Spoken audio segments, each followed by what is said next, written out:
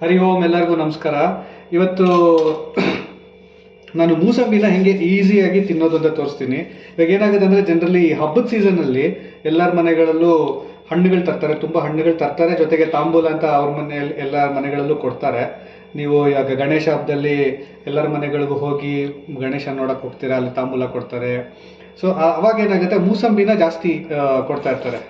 ಅವಾಗ ಈ ಮೂಸಂಬಿನ ತಂದ್ಬಿಟ್ಟು ಮನೇಲಿ ಇಟ್ಬಿಟ್ಟು ಜ್ಯೂಸ್ ಮಾಡೋಣ ಅನ್ಕೊತೀವಿ, ಬಟ್ ಜ್ಯೂಸ್ ಮಾಡೋಕ್ಕಾಗಲ್ಲ, ಟೈಮ್ ಇರಲ್ಲ.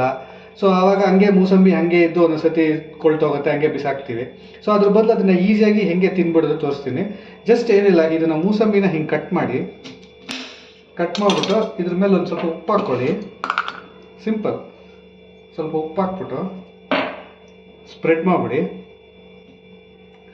ಮಾಡಿಬಿಟ್ಟು ಇದನ್ನ ಹಿಂಗೆ ಬಾಯಲ್ಲಿ ಸಕ್ ಮಾಡ್ಬೋದು. ಹಿಂಗೆ ಇಟ್ಕೊಂಡು ಸಕ್ ಮಾಡಿಬಿಟ್ರೆ ಕ್ಲೀನಾಗಿ ಜ್ಯೂಸ್ ಎಲ್ಲ ಬಂದುಬಿಡುತ್ತೆ, ಚೆನ್ನಾಗಿರುತ್ತೆ, ಟೇಸ್ಟಿಯಾಗೂ ಇರುತ್ತೆ. ತಿನ್ಬಿಡ್ಬೋದು ಅಷ್ಟೇ. ಬೀಜನ ಹಂಗೆ ಬಿಸಾಕಿ ತಿನ್ಬಿಡಿ, ಆಗೋಯ್ತು. ಥ್ಯಾಂಕ್ಸ್.